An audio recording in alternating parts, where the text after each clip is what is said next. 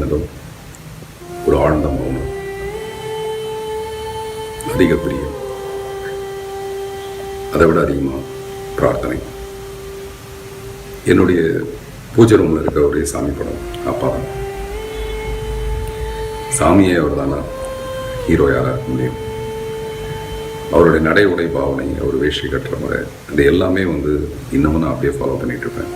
ஜீன்னா அது வெறும் உடல் மொழியில் மட்டுமே இல்லை, மனசில் நிறைய விஷயங்களை அப்படி உத்தரமாக பதிய வச்சுருப்போம்.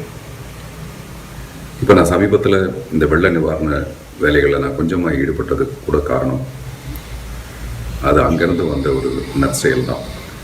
அவருடைய 1 மாத சம்பளத்தை அப்படியே வெள்ள நிவாரண நிதிக்கு எழுதி வச்சுட்டு வீட்டில் திட்டு வாங்குவார். இப்போ என்னுடைய எழுத்து அழகாக இருக்குது, பேச்சு அழகாக இருக்குது. இப்போ கூட அது அழகாக இருக்குது, இல்லாட்டி மீந்திலாம் அது அழகாக தான் இருக்கும். நான் மட்டும் இல்லை, எங்கள் அம்மாவும் அப்படி தான். வள்ளினமல்லினெல்லாம் பயங்கர சொதப்பி பேசுவாங்க. அப்போது அப்பா கிண்டல் அடிப்பார். அந்த கிண்டலை தாங்க முடியாமல் கடவுளே அப்படின்வாங்க.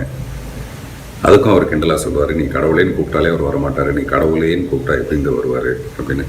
இதெல்லாம் கிண்டல் பண்ணுறதை பார்த்து அப்பாவுக்கு எதிர்க்க ஒழுங்காக பேசணும், அப்பாவுக்கு எதிர்க்க ஒழுங்காக எழுதணும் அப்படின்லாம் ரொம்ப ஆசைப்பட்டு தான் என்னுடைய முதல்ல இந்த எழுத்து ஆர்வம் வந்தது. இப்போ நான் சினிமாவில் என்ன தான் சாதித்தாலும் அதெல்லாம் அவருக்கு பெரிய விஷயமா இருக்காது.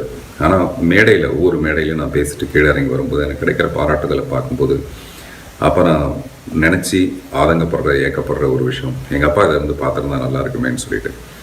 அந்த மாதிரி எல்லா பையனுமே ஏதோ ஒரு இடத்துல அப்பாவை மிஸ் பண்ணியிருப்பாங்க. அவருடைய கடிதங்கள், எனக்கு எழுதின கடிதங்கள், எனக்கு உற்சாக டானி கொடுத்து எழுதின எல்லா கடிதங்களும் பத்திரமா வச்சுருக்கேன். ஆனால் அவருடைய குரலை பதிவு பண்ணாமல் போயிட்டேன்ற வருத்தம் எனக்கு இப்போவும் ரொம்ப ஆழமாக இருக்குது. ஒரு நல்ல கணவனாக இருக்கணும்னா, நல்ல மகனாக இருக்க முடியலன்னு ஒரு சூழ்நிலை வந்தது. அதுக்கப்புறம் ஒரு நல்ல அப்பாவாக இருக்கணும்னா, நல்ல கணவனாக கூட இருக்க முடியலங்கிற ஒரு கஷ்டமும் வந்தது. ஆனால் இப்போ அந்த நல்ல அப்பாங்கிற அந்த ஸ்தானத்தை மட்டுமே தக்க வச்சுக்கிறதுக்காக நான் நிறைய போராடிட்டு இருக்கேன். அதில் கொஞ்சம் ஓரளவு வெற்றி அடைஞ்சிருக்கேன். எல்லா மகனுக்கும் தன்னுடைய அப்பாவுடைய பெருமை அவன் அப்பா ஆகும்போது தான் தெரியும் அப்படின்வாங்க. ஆனால் எனக்கு அப்பாவுடைய அவமானங்கள், வெளியில் அவர் எவ்வளோ அவமானப்பட்டு வீட்டில் குழந்தைங்க முன்னாடி நெஞ்ச நிமிர்த்தி நடக்கணும். முதல்ல பசங்க அப்பாவை மதிக்கணுங்கிறது தான் ஒவ்வொரு அப்பாவுக்கும் மிகப்பெரிய ஒரு போராட்டமான ஒரு விஷயமா இருக்கும். அது எங்கேயோ அதை கூட எங்கள் அப்பா நிறைய மிஸ் பண்ண வேண்டிய ஒரு கட்டாயம் வந்தது. எங்களுக்கு தெரிஞ்சது அவருடைய கஷ்டம் கடைசி நேரத்தில். சினிமா மூலமாக எப்படியாவது அவரை சினிமாவில் சம்பாரித்து அவரை காப்பாற்றணும்னு ஆசைப்பட்ட விஷயங்கள் என்னால் முடியாமல் போயிடுச்சு. பட் நான் டெஃபினட்டாக சினிமாவில் ஏதாவது ஒரு வகையில் நான் ஜெயிச்சிருவேன், சாதிச்சிருவேன்ற ஒரு நம்பிக்கையோடு மட்டுமே அவர் போய் சேர்ந்தார். இந்த மாதிரி அப்பாவை பற்றி பேச சொன்னால் ஒவ்வொருத்தருக்கும் ஒரு தீரா நதியாக பேசுகிறதுக்கு ஏகப்பட்ட விஷயங்கள் இருக்கும்.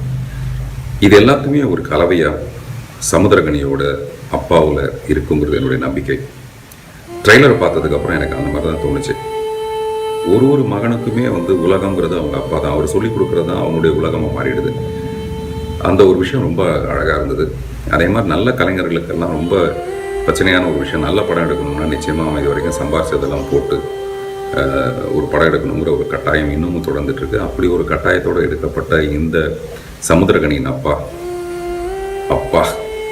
இவ்வளோ பெரிய வரவேற்பு கிடைச்ச ஒரு நல்ல படமாக அமைஞ்சிருக்கேன்ட்டு சமுத்திரகனி சந்தோஷப்படணும். அதுதான் என்னுடைய வேண்டுகோள்.